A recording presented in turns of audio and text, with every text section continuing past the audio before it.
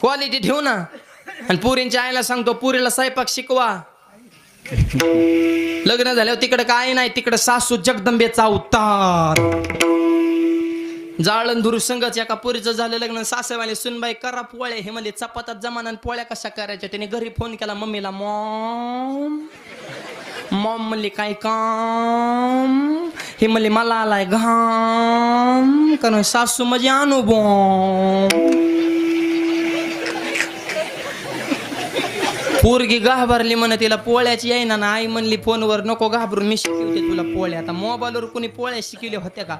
डाळ गुळ तेल मीठ लिस्ट गोळा केली. वाकड्या तिकड्या पोळ्या बनवलेल्या. आमटी करा बसली. कांदा मीठ मिरची चिरी मोहरी लसूण कोथिंबीर हळद कशाचा अंदाज नाही. म्हणजे मिरच्या किती टाकल्या पाहिजे पण झणझणीत आमटी झाली पाहिजे. म्हणजे कमीत कमी एका माणसाला 10 तरी मिरच्या पाहिजे अंदाज. 5 माणसाला 50 मिरच्या आमटी टाकल्या. नुसती हिरवी कार आमटी केली. म्हातारे किचन खुले त्याले. म्हाताऱ्याने आमटीचा कलर बघितला. कलरवरच क्वालिटी ओळखली. म्हातारी म्हणली मला भूकच नाही. मला रे जेवायच्या मध्ये तुमचं तुम्ही बघून घ्या. पण नवरा नुसत्या उड्याच हाणायचा. बायकोनं भाजी केली. म्हातारी म्हणली मरची. ते मला गप गाई तुला तर कळणारच नाही. माझ्या बायकोचं तुला काव कौतुकच नाही. पहाटे 4 वाजल्यापासून स्वयंपाक करते आणि तुला तर तिचं गावा पटणारच नाही. आणि किती मस्त आई म्हणली नको का लय मिरच्या टाकल्यात नको का खाऊ. नाही मी खाणार. मग आई म्हणली तू जाणार. पहिलाच घास खाल्ला त्याच्या कानातनच दूर निघाला खर.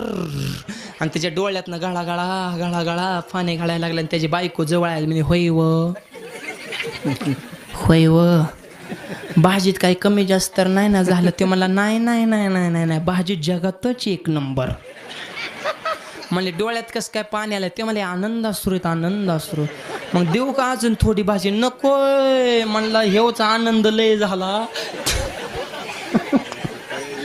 व्हिडिओ आवडल्यास व्हिडिओला लाईक आणि चॅनलला सबस्क्राईब करायला विसरू नका. धन्यवाद.